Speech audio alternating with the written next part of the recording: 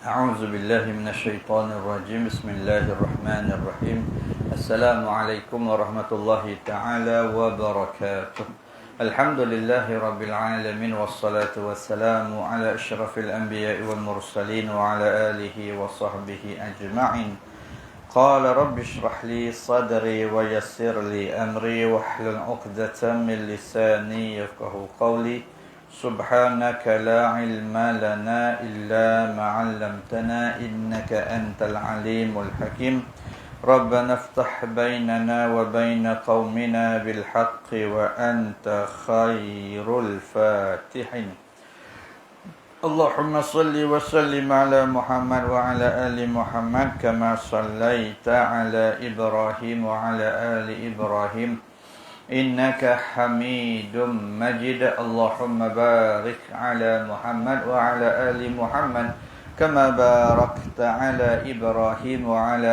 آل إبراهيم إنك حميد مجيد اللهم أنت ربي لا إله إلا أنت خلقتني وأنا عبدك وأنا على عهدك ووعدك ما استطعت أعوذ بك من شر ما صنعت أبوء لك بنعمتك علي وأبوء بذنبي فاغفر لي فإنه لا يغفر الذنوب إلا أنت لا حول ولا قوة إلا بالله العلي العظيم Muslimin yang dirahmati Allah Subhanahu wa taala, alhamdulillah.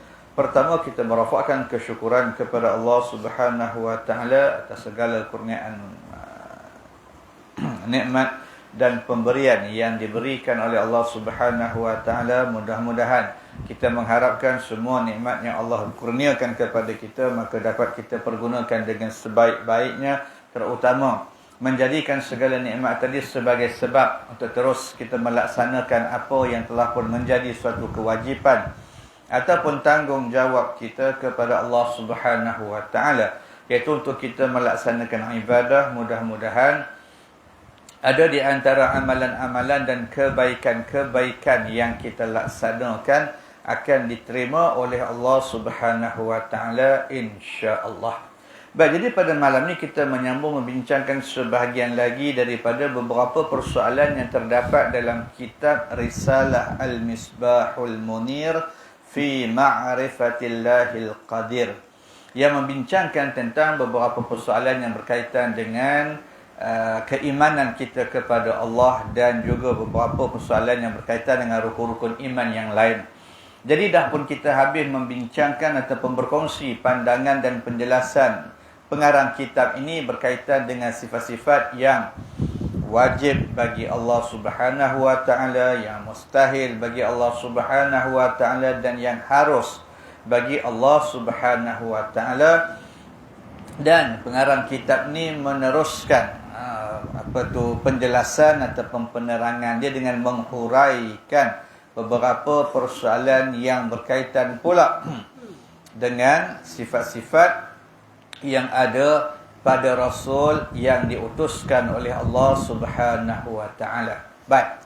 Maka sebelum kita membincangkan beberapa daripada persoalan yang berkaitan dengan huraian-huraian yang dijelaskan oleh pengarang kitab ini dalam kitab yang kita gunakan sebagai rujukan ni, pada malam ni kita nak kongsi sedikit sebahagian daripada beberapa persoalan juga yang berkaitan dengan Rasul dan juga Nabi-Nabi yang diutuskan oleh Allah Subhanahu wa ta'ala, dalam persoalan terutamanya yang mana ni kita sebut sebagai perbezaan Rasul dengan Nabi.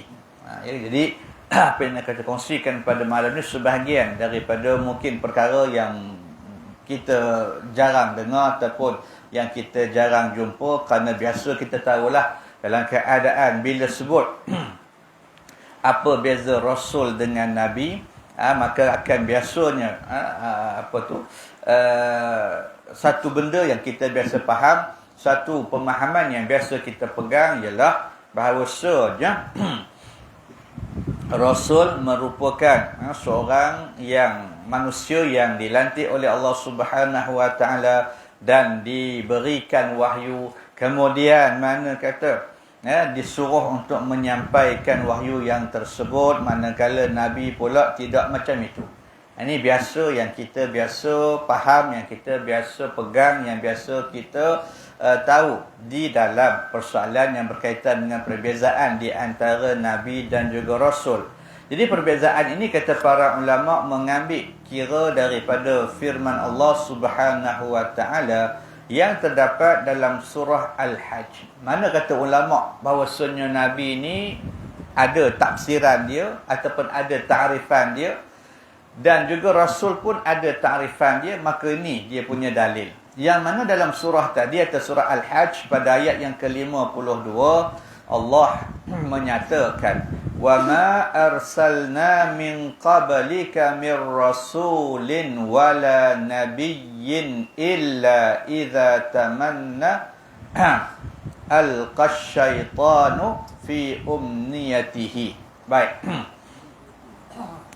Dan tiadalah kami mengutuskan sebelummu seorang rasul atau seorang nabi, melainkan apabila ia bercita-cita supaya kaumnya beriman kepada agama Allah yang dibawanya, maka syaitan pun melemparkan hasutannya mengenai usaha rasul dan nabi itu dalam mencapai cita-citanya. Maka ayat ini menunjukkan ada perbezaan. Kata para ulama, dalam ayat ini Allah Subhanahu wa taala menyebut nabi dan rasul secara berasingan. Ya Allah kata tadi, kami tak utuskan sebelum daripada wahai Muhammad seorang nabi dan seorang rasul. Maksudnya bila sebut nabi dan rasul, maknanya ada kelainan. Ada perbezaan, ada benda yang tak sama. Kenapa? Kerana kalau sekiranya kedua-dua benda itu serupa aja, maka niscaya Allah tidak mengulangi penyebutan dia. Maka itu dalil yang sebut kata Nabi itu ada dia punya takrif sendiri, Rasul ada takrif sendiri. Baik, itu yang pertama. Yang kedua, kita nak balik kepada masalah ataupun persoalan yang kita sebutkan tadilah. Bila kata dalam ayat tadi bahawasanya Allah sebut kata Rasul, Allah kata Nabi, bermakna yang kita faham daripada ayat tadi bermaksud Nabi dan Rasul tu dua. Maknanya keadaan ataupun dua sebutan yang berbeza dari sudut pentarifan. Kalau kita nak sebut kata Rasul ni siapa? Kalau orang tanya, apa beza Nabi dengan Rasul? Kenapa? Kan ayat tadi mengatakan ada perbezaan. Jadi timbul persoalan yang mana perkara ni kita ambil daripada ataupun dimuat turun daripada pejabat mufti wilayah persekutuan yang menjawab persoalan yang diajukan sebagaimana berikut. Apakah perbezaan antara Nabi dan juga Rasul? Kata penanyanya, saya pernah terbaca beza kedua-duanya ialah Rasul wajib menyampaikan wahyu yang diterima daripada Allah Subhanahu wa taala, manakala Nabi tak wajib menyampaikannya. Jadi soalan yang orang yang tanya dia kata, benarkah kenyataan ni? Jadi betul tak ini? Yang banyak ini yang biasa kita terima. Tak, masa kita kecil hari tu sampai ke hari ni pun mungkin kalau kita orang tanya Nabi tu apa, Rasul tu apa, kita akan bagi tahu yang kita tahulah. Baik. Jadi kita nak kongsikan pandangan ataupun penjelasan dalam menjawab persoalan tadi. Maka dijawab tentang persoalan yang tersebut. Baik. Sebelum daripada tu kita sambung sikit lagi dalil tadilah. Selain daripada Quran, ada satu lagi dalil yang juga ini menunjukkan kepada perbezaan di antara Nabi dan juga Rasul. Di mana hadis ni juga kadang-kadang biasa kita dengar, biasa kita jumpa ataupun biasa orang baca. Baik. Selain daripada itu, terdapat juga beberapa hadis yang mengisyaratkan akan ada perbezaan antara Nabi dengan Rasul. Ya, kita nak tengok dalam hadis ni pun disebut ada perbezaan. Ya, cuma nanti kita akan sebut apa yang ulama kata daripada hukum hadis ni. Kita boleh pegang ke tak boleh pegang? Itu soal kedua. Cuma kita nak kongsi dalam masalah hadis ni juga menceritakan ada beza Nabi dengan Rasul. Baik, hadis mana? Hadis yang diriwayatkan daripada Abi Dzar Al-Ghafari radhiyallahu an oleh antaranya Ibn Hibban, di mana dia berkata, qultu ya Rasulullah kamil anbiya. Maka dia tanya, dia kata aku pernah bertanya pada Nabi, berapa bilangan Nabi-Nabi ini. Dia tanya apa? Satu hari dia jumpa Nabi, dia tanya pada Nabi, maka Nabi kata apa? Qala mi'atu alfin wa arba'atu wa ishruna alfan. Baik. Nabi kata 124,000 orang. Maka bila sahabat ni tanya pada Nabi, berapa jumlah semua Nabi ni? Maka Nabi kata 124,000 orang. Kemudian sahabat ni tanya lagi, qultu ya Rasulullah, kamir rasul minhum. Wahai Rasulullah, berapa pula rasul daripada kalangan yang 124,000 tadi? Maka Nabi mengatakan 313 jamman ghafir. Baik. Nabi menjawab ada 313 orang dan jumlah itu adalah ramai. Baik, itu dari sudut kita nak tengok hujah yang mengatakan Nabi dengan Rasul ada kelainan. Ada dia punya tafsiran yang tersendiri, ada beza.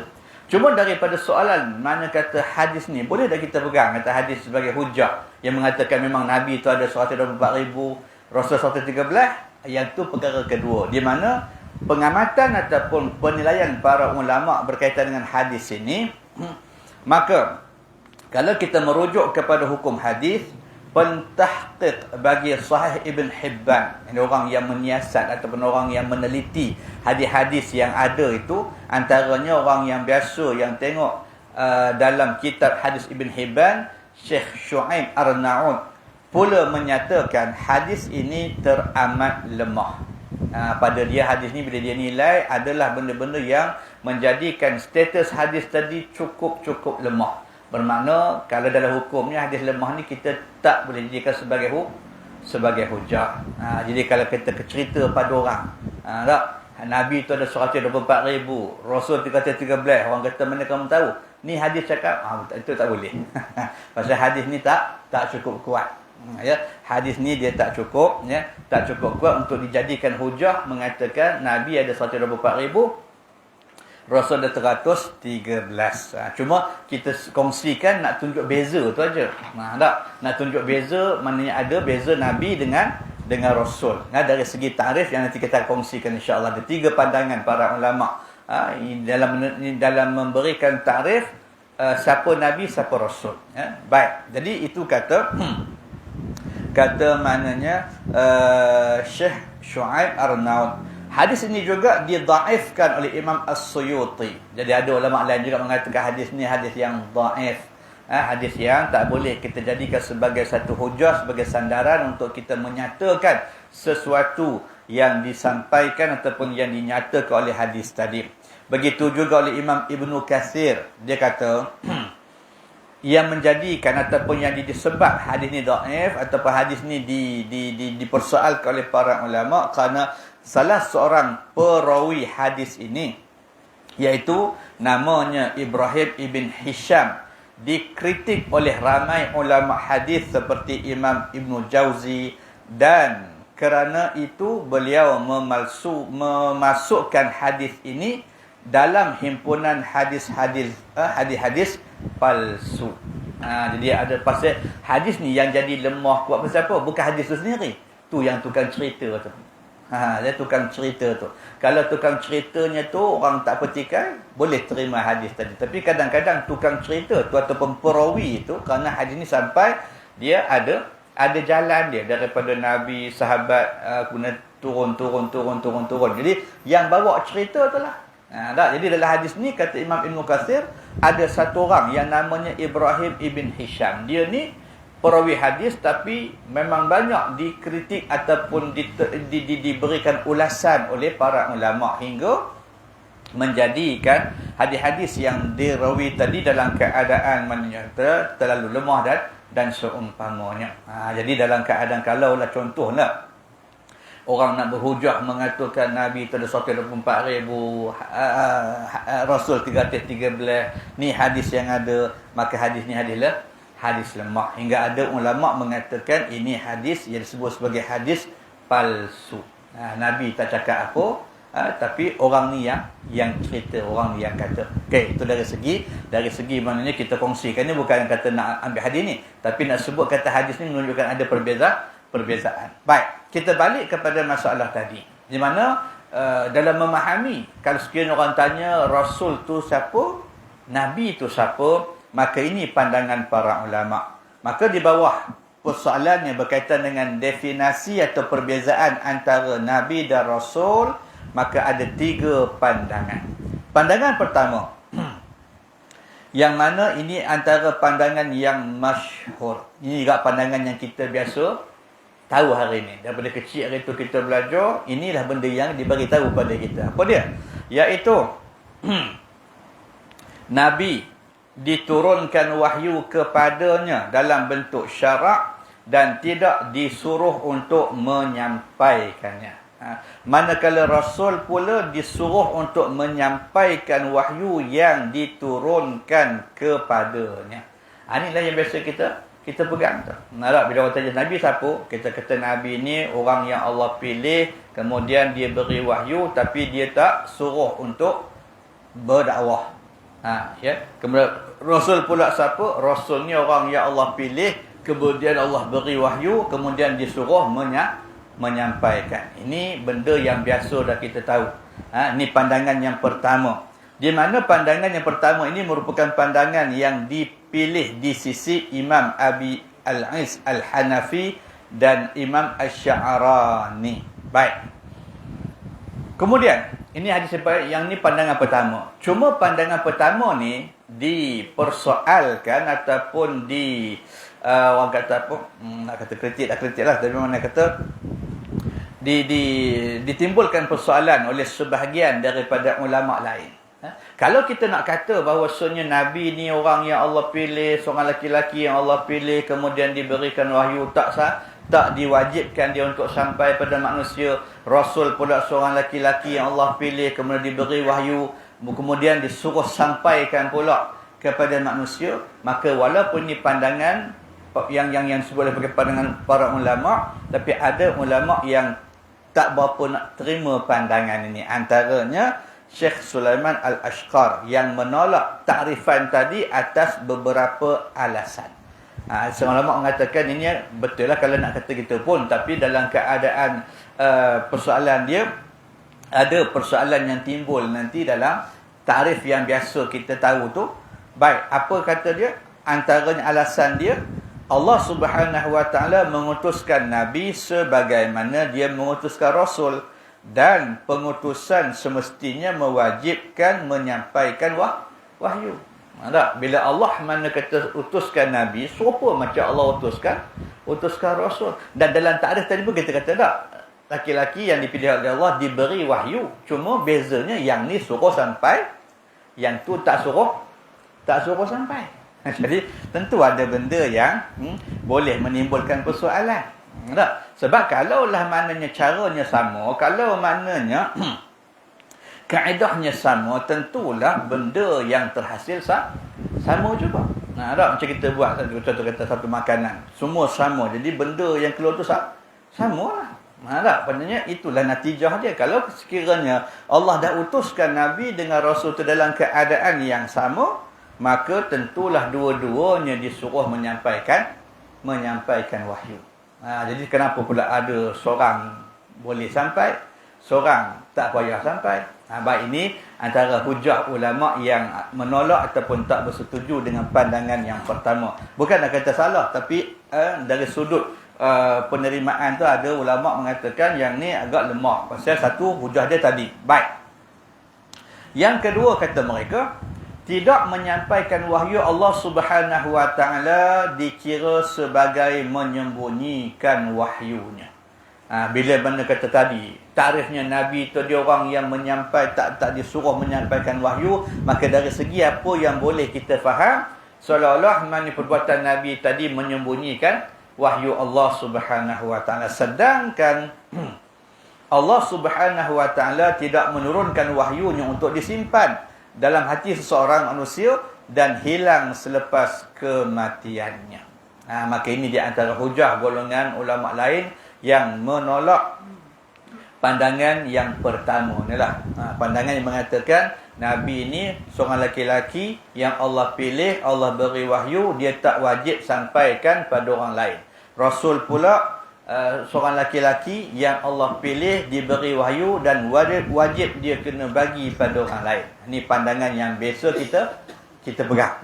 Kalau sampai hari ni pun kalau mungkin kita tak kongsi pada malam ni, kita pun mungkin akan menjelaskan benda yang sama. Orang tanya pasal kita dah belajar dari kecil begitu. Kita belajar dari kecil, itulah orang beritahu kita. Nabi ni itu. Apa beza Nabi? Dalam puasa pun kita jawab tu juga. Cuma hari ni kita nak kongsi pandangan demi pandangan yang mungkin ada pandangan yang tak sampai kepada kita selama ni. Baik. Itu yang pertama. Kemudian diriwayatkan oleh Abdul Rahman ibn Abdul Rabb bahawa Nabi SAW pernah menyatakan dalam sebuah hadis yang diriwayatkan oleh Imam Muslim yang bermaksud, tidak seorang pun Nabi sebelumku kecuali menjadi tanggungjawab ke atasnya untuk menunjukkan jalan yang benar kepada umatnya dan memperingatkan mereka akan jalan keburukan. Jadi Nabi kata, tak ada pun Nabi sebelum Nabi Muhammad ni melainkan mereka bertanggungjawab untuk menunjukkan jalan yang benar. Jadi menunjuk jalan benar tu macam mana? Menyampaikan wahyu Allah lah. Kalau tidak, macam mana kita nak tunjuk satu benda kalau benda tu kita simpan? Macam mana kita nak bawa manusia ni ke jalan Allah Subhanahu Wa Taala kalau apa yang Allah beritahu pada kita simpan. Jadi daripada hujah ini menunjukkan ada sedikit persoalan untuk kita menerima pandangan yang pertama ni. Baik, selesai. Okey, pandangan yang kedua pula. Pandangan yang kedua mengatakan bahawa Rasul ialah seorang manusia yang dipilih oleh Allah dan diturunkan kepadanya kitab atau hukum hakam yang tiada dalam syariat yang datang sebelumnya. Adapun Nabi pula diutuskan untuk menyeru kepada syariat yang dah pun diturunkan sebelumnya, tanpa didatangkan dengan kitab atau hukum yang baru. Itu pandangan yang kedua. Beza Nabi dengan Rasul siapa dia? Baik, Nabi ni kata pandangan kedua ni ialah maknanya seorang laki-laki yang Allah pilih untuk menyeru manusia kepada syariat yang telah pun diturunkan sebelum daripada dia. Katalah sebelum turun, mana kata sebelum dia diutuskan, sebelum tu dah diturunkan risalah daripada Allah. Ada Nabi lain yang bawa sebelum tu. Kemudian masa Nabi ni maknanya Allah pilih, maka dia cuma meneruskan. Meneruskan mana kata syariah tadi. Kemudian dia tidak ada kitab ataupun hukum yang baru. Dia tak ada kitab baru, tak ada hukum baru. Dia cuma ajak manusia suruh amalkan ni apa yang turun sebelum daripada tu. Baik. Rasul pula ialah manusia yang Allah turunkan kepadanya kitab atau hukum hakam yang tiada dalam syariat yang datang sebelum dia. Maknanya Rasul ni adalah seorang mana kata utusan Allah yang dia ni ada syariat sendiri. Dia tak pegang dengan syariat yang dulu. Itu beza Rasul dengan Nabi mengikut takrif yang kedua. Yang ni mungkin kita tak pernah dengar. Pasal kita dengar yang tadi je. Yang nombor satu tu tak. Jadi bermakna pandangan ketiga mengatakan Rasul ni adalah seorang manusia laki-laki yang Allah beri dia syariat baru, yang Allah beri pada dia mana kata kitab dan hukum hakam yang sebelum itu memang tak diturunkan. Adapun Nabi ni adalah mereka yang Allah wajibkan untuk dia mengajak manusia beramal dengan syariat yang sebelum dia. Sebelum dia dilantik menjadi Nabi. Maka Rasul Nabi tu dia tak ada kitab, dia tak ada hukum yang baru. Jadi maka kita katakan daripada takrif ini kita katakan bahawa setiap Rasul itu adalah Nabi, namun bukan semua Nabi itu adalah Rasul. Jadi daripada ta'rif ini kita boleh buat satu formula. Bermakna setiap rasul tu mesti nabi dulu. Atau kemudian bukan setiap nabi tu rasul. Ini yang disebut sebagai sebagai makna kata pandangan yang kedua. Kemudian ada pula pandangan yang sama juga yang mengatakan bahawasanya nabi dengan rasul tu sama lah dia kata. Tak? Nabi pun tu, rasul pun tu juga. Cuma mungkin dari segi sebutan. Mungkin dari segi kalimah. Mungkin dari segi kita lafaz. Tapi pandangan yang kedua, yang pertama tadi. Yang mana merupakan pandangan antaranya Imam Zamakhsyari, Imam Al-Baydawi, Imam An-Nasafi, Syekh Abdul Razak Afifi dan juga Syekh Sulaiman Al-Ashqar. Maka mereka berpegang kepada pandangan tadi. Maksudnya Nabi ni ialah manusia Allah utuskan yang mana dia sambung. Senang kita kata dia sambung syariat Nabi sebelum dia. Tapi kalau Rasul tu dia ada syariat yang Allah beri pada dia, syariat yang tersendiri, yang mana dia tak terikat dengan syariat yang sebelum daripada ni. Itu beza siapa Nabi, siapa Rasul, mengikut pandangan yang kedua. Baik. Di mana mereka berpegang kepada firman Allah Subhanahu wa taala dalam surah Al-Maidah pada ayat yang ke-44. Yang berbunyi, A'udzubillahi minasyaitonirrajim. Inna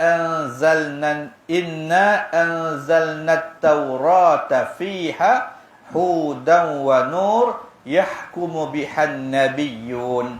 Yang bermaksud kami telah menurunkan kitab Taurah yang mengandungi petunjuk dan cahaya yang menerangi, dan kitab itu dengan kitab itu nabi-nabi menetapkan hukum. Jadi itu yang disebut sebagai rasul dan juga nabi tadilah. Jadi bermakna Allah kata dah turunkan kitab Taurah, maka dalam kitab itulah nabi berhukum. Siapa dia? Nabi Musa. Maksudnya bila kata dia ada kitab tu rasul lah. Kata dia tak terikat dengan syariat yang sebelum daripada tu. Jadi bermakna siapa-siapa yang Allah perintahkan untuk meneruskan syariat yang ada sebelum dia diutuskan tu nabi. Tapi siapa yang diberi kitab, yang ada syariat, yang ada hukum, maka yang tu rasul. Ini pandangan yang kedua. Beza antara nabi dengan rasul. Cumanya pandangan yang kedua ni pun tak terlepas daripada kritikan. Macam yang pertama tadi, kita kata tak apa nak boleh terima pasal ada sebab. Baik, pandangan yang kedua ni pun, kalau kita tengok kepada apa yang dipegang oleh ulama-ulama yang berpandangan dengan pandangan yang kedua juga, dalam apa yang ditulis sebagai jawapan kepada soalan tadi, kata penulisan ni, namun pandangan ini juga tidak terlepas daripada kritikan, ataupun kita boleh timbulkan persoalan dalam keadaan tepat tak kalau kita nak kata begitu. Tepat tak kalau kita nak katakan Nabi ni orang yang Allah wajibkan meneruskan syariat orang yang dulu, Nabi yang dulu, dan Rasul ni manusia Allah wajibkan untuk dia menyampaikan syariat yang baru, hukum yang baru. Apa kita kata tadi? Ada kitab yang baru. Okey. Maka dalam kaedah ataupun pandangan kedua ni pun tak terlepas daripada kritikan berdasarkan hadis. Kalau kita nak rujuk balik pandangan ini dengan apa yang diceritakan dalam sebuah hadis. Baik, mana hadis tadi? Disebutkan dalam satu hadis, dikatakan bahawasanya Nabi Nuh merupakan rasul yang pertama. Okey. Ada hadis yang menceritakan tentang bahawasanya Nabi Nuh ini merupakan nabi yang pertama. Hadis ni hadis mana? Hadis yang sahih yang diriwayatkan oleh Imam Al-Bukhari. Mana dia menceritakan tentang syafaat pada hari kiamat. Bila mana kata kita ni besok dah dalam keadaan tak lalu dah nak duduk tunggu di padang mahsyar tu, diceritakan nanti ada kepada golongan orang beriman ni pergi jumpa seorang nabi. minta Allah percepatkan hukuman agar mudah-mudahan siapa yang baik masuk syurga, yang banyak maksiat masuk neraka. Maka jumpalah setiap mana kata nabi-nabi tadi. Lalu dalam hadis tadi diceritakan fayatuna nuha, maka manusia berbondong-bondong datang berjumpa dengan Nabi Nuh untuk meminta syafaat. Fayaquluna ya Nuh, maka mereka berkata, wahai Nabi Nuh, innaka anta awwalur rusul ila ahlil ard. Sesungguhnya kamu adalah rasul yang pertama kepada penduduk di bumi. Jadi itu hadis yang menunjukkan Nabi Nuh merupakan rasul yang pertama. Baik. Jadi kalau kita nak kaitkan dengan pandangan tadi yang kata Nabi ni dia tak ada kitab, tak ada apa, dia cuma sampaikan risalah nabi-nabi yang sebelum dia, dan rasul ni baru ada kitab, ada syariat. Jadi berdasarkan kepada hadis ini, maka ini bermakna Nabi Adam selaku nabi yang pertama telah pun diutuskan 10 kurun sebelumnya. Bermakna selang antara Nabi Adam dengan Nabi Nuh ni ada 10 kurun. Maknanya habis Nabi Adam tu 10 kurun tu baru Allah utuskan Nabi Nuh. Baik. Jadi yang kita tahu di mana Nabi Adam ni merupakan seorang nabi. Kerana rasul dimulakan dengan Nabi Nuh alaihi salam. Itu rasul yang pertama. Sebelum tu Nabi Adam, dan sebelum itulah Nabi Idris dan sebagainya tu, itu hanya nabi. Okey. Jadi maknanya bila mana kata selang masa tu 10 kurun, maka jika kita mengguna pakai tarikh tadi sebagai nabi merupakan penguat syariat yang terdahulu yang telah pun diguna pakai, maka syariat nabi mana yang Nabi Adam alaihi salam bawa, sedangkan nabi merupakan nabi yang baginda merupakan nabi yang pertama. Begitu. Kalau kita nak kata nabi itu dia ni orang yang bawa syariat yang terdahulu, habis Nabi Adam buat syariat siapa? Sedangkan sebelum Nabi Adam tak ada nabi.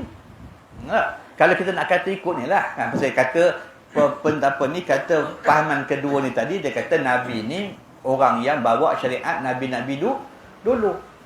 Baik. Jadi maknanya kalaulah kita sebut kata Nabi Adam tu ikut takrifan yang kedua ni, bermaksud Nabi Adam bawa syariat siapa? Sedangkan sebelum Nabi Adam tak ada nabi.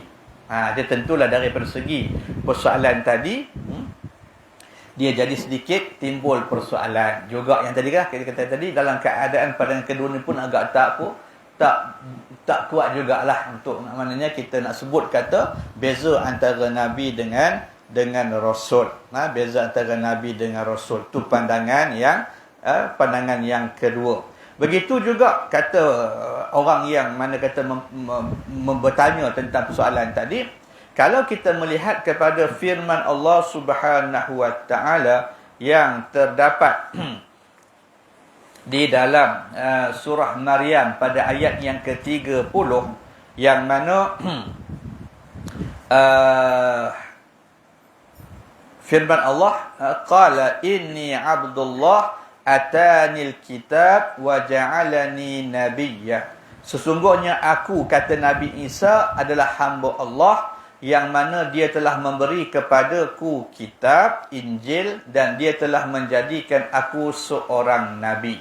Jadi ayat ini menceritakan secara jelas bahawasanya penurunan kitab tidak hanya terhad kepada rasul, tapi dia juga boleh diberikan kepada seorang nabi.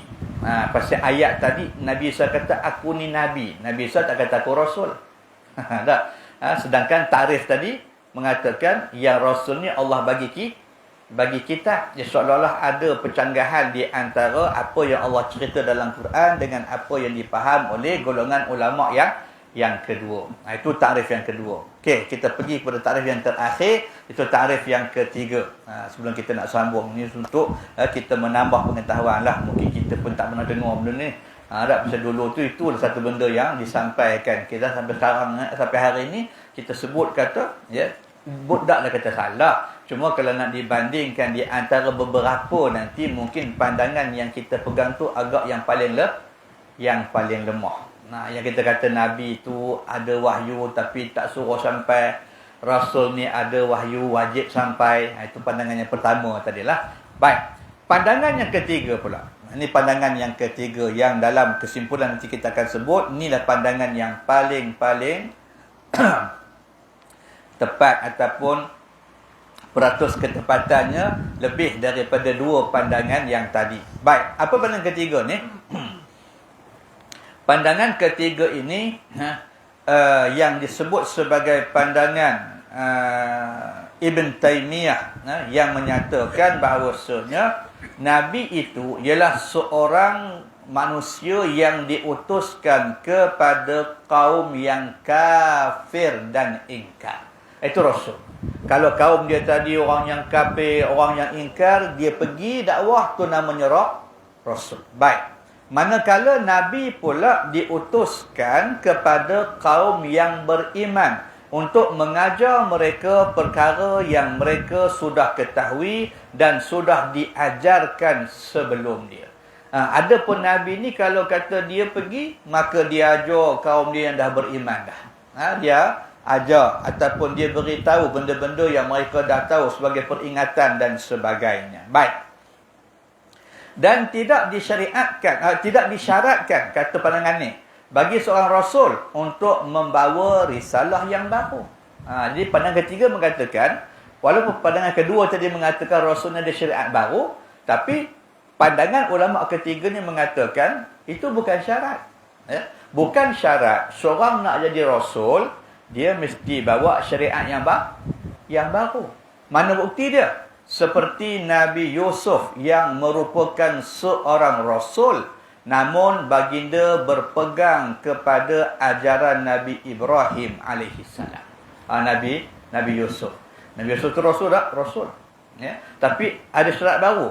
Tak ada pasal apa? Dia pegang syariat Nabi Allah Ibrahim alaihissalam yang turun sebelum daripada dia. Jadi bermakna bukanlah mesti syarat Rasul tu ada syariat baru. Betul lah Nabi Muhammad ada syariat dia, Nabi Musa ada syariat dia, Nabi yang sebelum tu. Tapi itu bukan satu syarat. Sebabnya Nabi Yusuf yang merupakan seorang Rasul tapi tak ada syariat baru.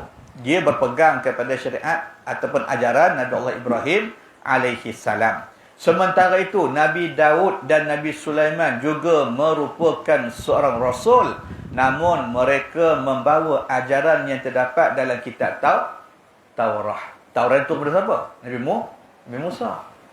Jadi bermakna, pandangan ini mengatakan, maknanya tak mestilah. Bukanlah Rasul itu mesti orang yang disebut sebagai ada risalah baru, ada kitab baru. Kerana pembuktiannya begitu. Nabi Yusuf walaupun seorang Rasul, tapi dia ikut ajaran Nabi Allah Ibrahim yang turun sebelum daripada dia. Nabi Daud, Nabi Sulaiman, mereka membawa ajaran kitab Taurat. Kerana itulah disebutkan dalam hadis bahawa ulama merupakan pewaris Nabi. Pasal apa sebut kata al-ulama'u warasatul anbiya. Kita tak jumpa kata al-ulama warasatul rusul. Ada tak? Tak. Pasal apa? Ada sebab tu. Tak. Maka diterangkan oleh pandangan ketiga ni. Pasal tu disebut makna kata ulama tu pewaris para nabi. Kerana apa? Kerana para ulama tidak datang membawa ajaran baru, melainkan meneruskan ajaran Islam yang sudah diwarisi daripada Rasulullah sallallahu alaihi wasallam. Pasal itulah bermakna maknanya ulama tadi meneruskan kerja Nabi tadi. Banyaknya bukan dia bawa syariat baru. Apa yang ulama tadi sampai, maka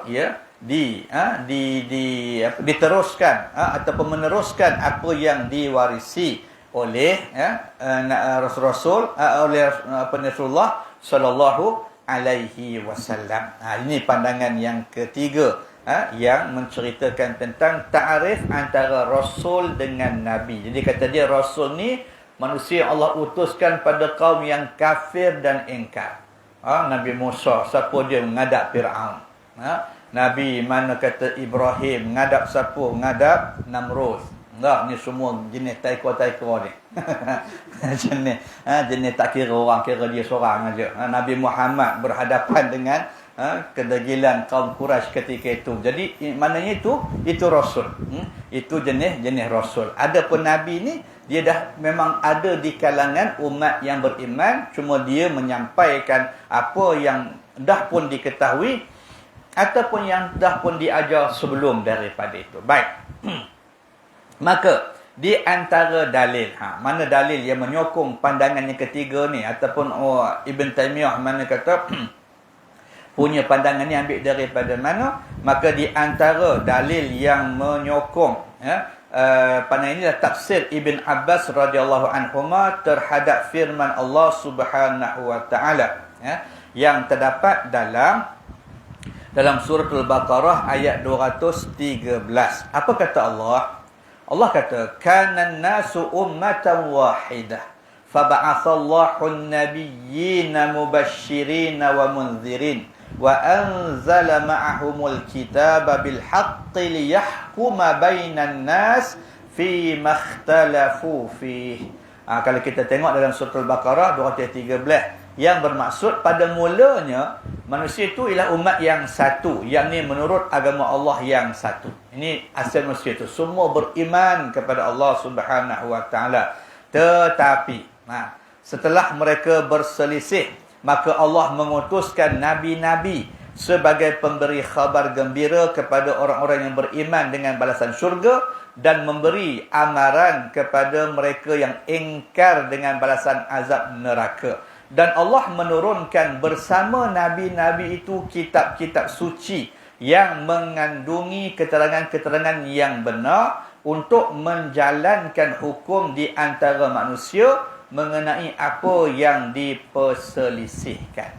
Ini ada dalam firman Allah surah Al-Baqarah 213. Jadi Ibn Abbas ini dia mentafsirkan ayat ni. Apa maksud yang Allah kata tadi, kanan nasu ummatan wahidah, kemudian bila jadi ceramuk, bila jadi tak sepakat, ada yang gitu ada gini, maka Allah hantar pula nabi-nabi, ajak mereka kembali kepada jalan yang benar. Maka menurut Ibn Abbas radhiyallahu anhuma, jarak masa di antara Nabi Nuh dengan Nabi Adam ialah selama 10 kurun.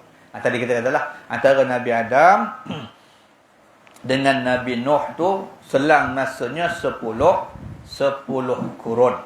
Dan manusia seluruhnya pada waktu tersebut berpegang kepada syariat Allah Subhanahu wa taala. Selama 10 tu. 10 kurun tu tadi manusia itu beriman kepada Allah Subhanahu wa taala. Namun kemudiannya terjadi perselisihan dan mereka mula ingkar dan kufur. Tapi lama-lama ada dah manusia ni yang nak lari daripada kewajipan dia. Ketika tu mereka mula ingkar, mereka mula kufur. Lalu Allah Subhanahu wa taala mengutuskan para nabi sebagai pemberi khabar gembira dan pemberi peringatan. Maka kata Ibnu Katsir, pada waktu inilah diutuskan Nabi Nuh sebagai Rasul pertama kepada umat manusia. Bila dah lama-lama tu nampak macam nak nyeleweng dah, macam nak berubah, macam nak bertukar, maka waktu itulah kata Ibn Katsir, Allah mengutuskan Nabi Nuh sebagai Rasul. Bila ada di kalangan manusia yang mula nak kufur, yang mula nak ingkar. Baik. Maka selain daripada itu, sabit juga daripada Nabi akan hadis tentang syafaat pada hari akhirat yang kita bacakan tadilah, yang menceritakan Nabi Nuh ni merupakan Rasul yang pertama. Baik.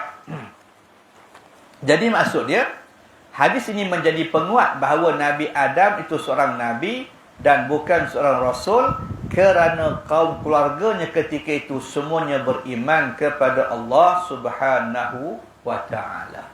Pasal itu kata Nabi Adam tu. Pasal apa? Pasal waktu tu semua kaum keluarga dia beriman pada Allah. Dia cuma beritahu je. Dia buat penjelasan, dia ajar.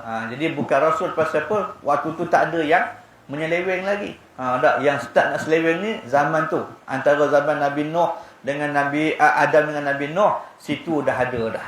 Situ dah ada. Allah utuskan Nabi Nuh sebagai Rasul yang pertama. Jadi maksud dia, daripada perkara ini, maka itulah yang disebut sebagai pandangan ketiga, mengatakan Rasul ini ialah manusia laki-laki yang Allah utuskan kepada kaum yang kufur dan ingkar. Adapun Nabi ni manusia yang Allah utuskan kepada kaum yang dah beriman. Itu beza dia. Itu perbezaan dia. Baik. Maka kita juga antara dalil yang lain boleh melihat dalam Al-Quran bagaimana Allah menyatakan secara jelas tentang perutusan rasul-rasul kepada kaum mereka dengan tujuan mengembalikan mereka ke jalan tauhid.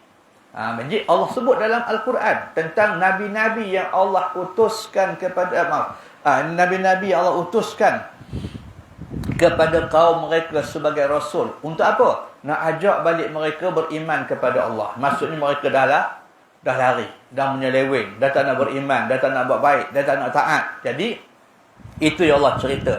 Antaranya dalam surah Al-A'raf 59, surah Al-A'raf 65, surah Al-A'raf 73, surah Al-A'raf 85 dan surah Maryam ayat 44. Yang mana Allah cerita antaranya, Allah kata apa?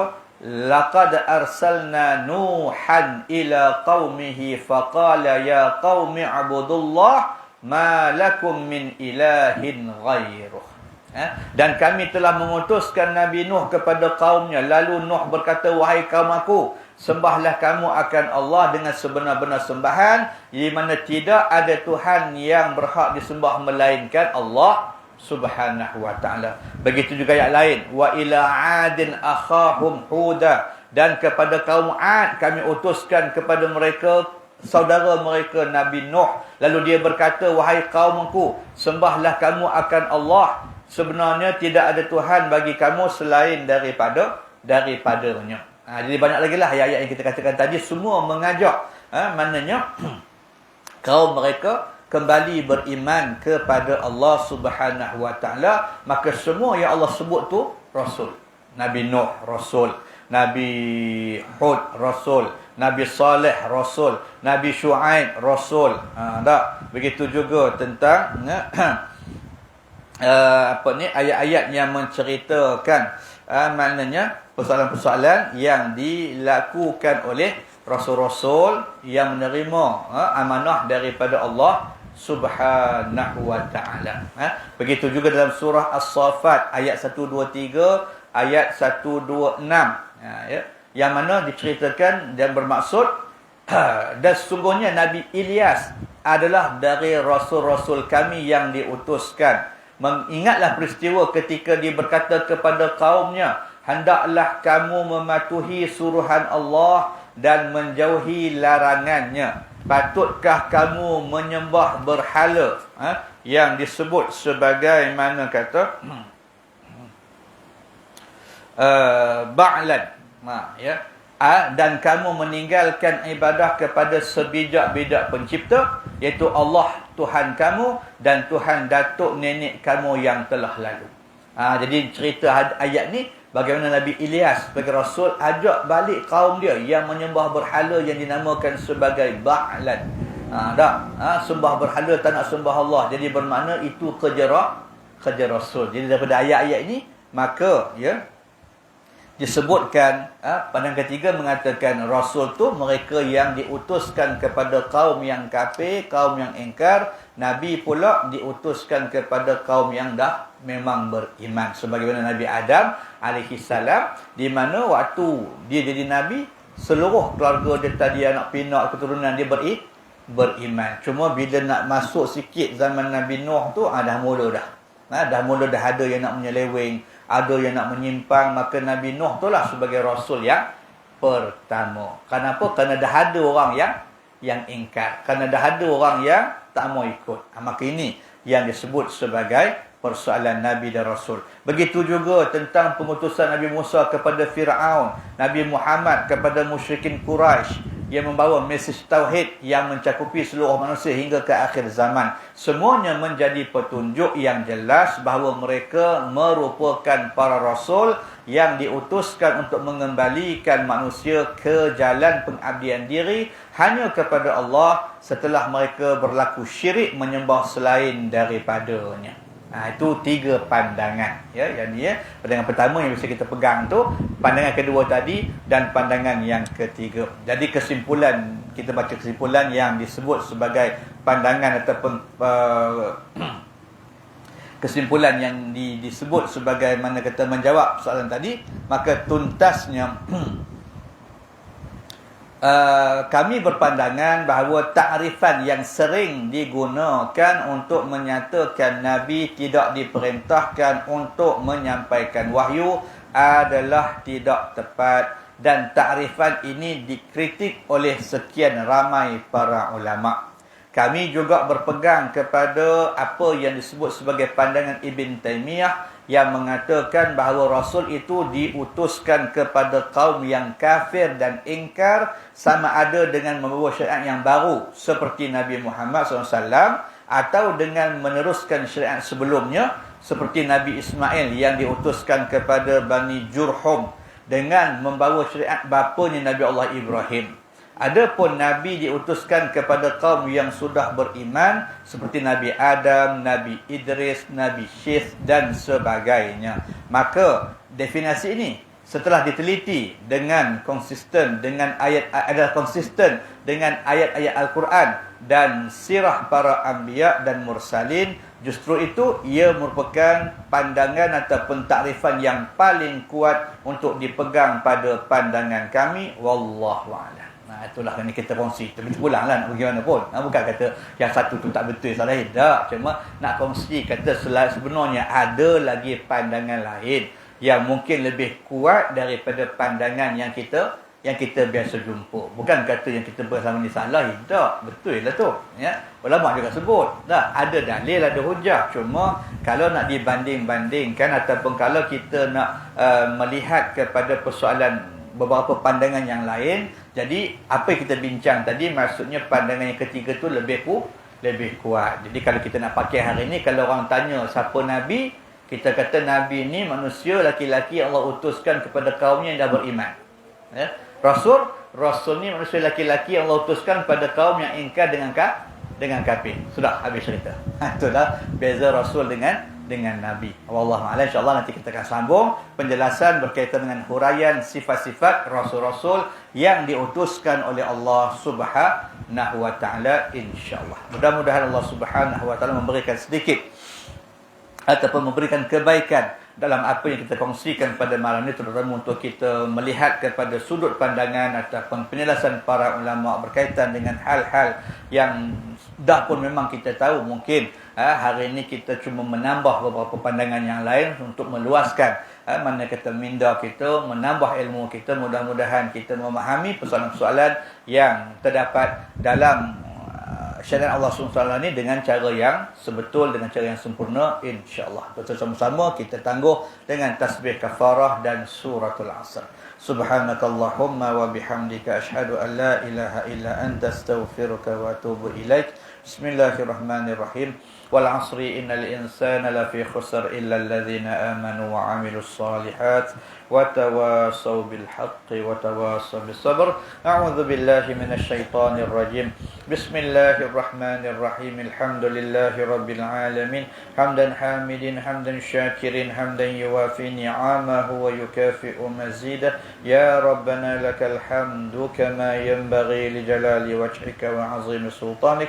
اللهم صل وسلم على محمد وعلى آل محمد. اللهم اجعلنا من الذين يستمعون القول فيتبعون أحسنه. وصل اللهم على سيدنا محمد وعلى أزواجه وذرياته أجمعين. سبحان ربك رب العزة عما يصفون وسلام على المرسلين والحمد لله رب العالمين. السلام عليكم ورحمة الله تعالى وبركاته.